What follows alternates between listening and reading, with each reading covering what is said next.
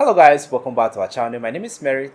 And I'm Nanifia Stella. So today we are back again with another video from Charlie Kirk. So today Charlie Kirk runs ring around Trump haters. So guys, without further ado, let's get started. So I do have massive disagreements with you, but I do want to thank you for coming and speaking with us. I don't agree with people trying to silence you from speaking. I don't think that's right. So thank you for coming and speaking with us. I don't really understand this idea that President Trump is anti-establishment, because I think his record shows that he's actually really establishment. So just a couple examples, like he took Barack Obama's drone strikes, which had a 90% civilian casualty rate, and it was a bunch of war crimes that Barack Obama committed with that, killed innocent civilians and everything. Trump took that and he increased Obama's drone strikes by 432%. And even his first raid as president, the raid in Yemen killed an 8-year-old American girl.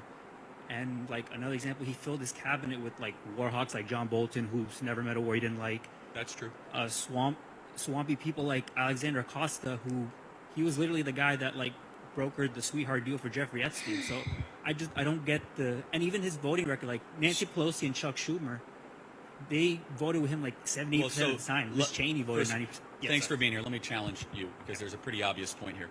If he was not anti-establishment, why does the establishment try to put him in prison for 500 years? So, hold on a second. Yeah. And by the way, on this drone thing, he might have continued drone programs. Did he not try to end the Afghan war? In fact, he was the only one in the room trying to end the war in Afghanistan. And finally, if he was pro-establishment, how many new wars were started under Donald Trump?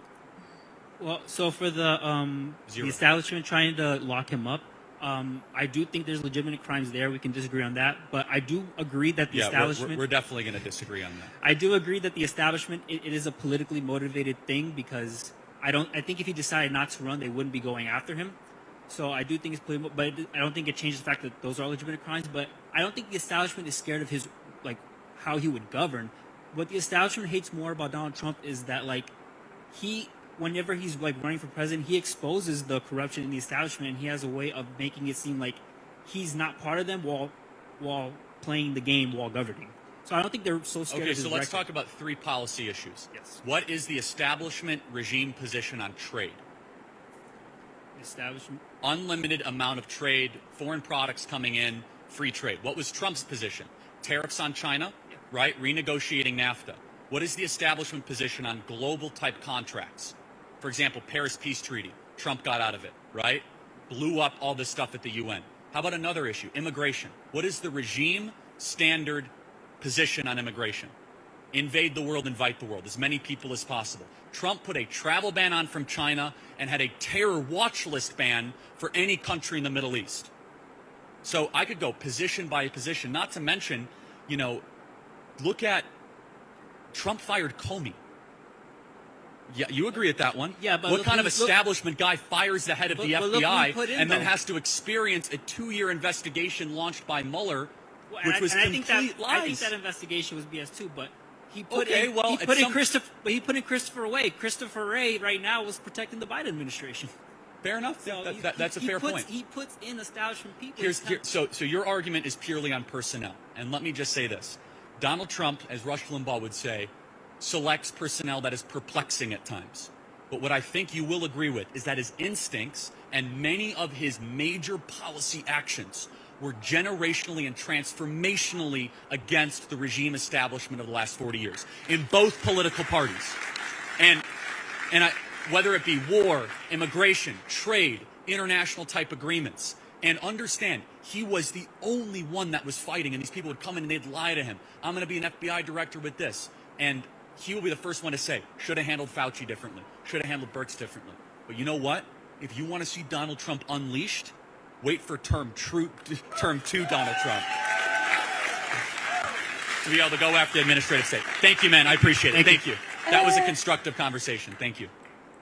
I think I've seen this video before, and when I saw it, I said wait for Trump 2.0, because I think the first tenure of Donald Trump, he did a lot, and based on what Charlie said, he was like a one-man army. Like, he was everywhere. Everyone felt American. You see, who felt that the American that we all know, the American that is powerful, that no one can intimidate.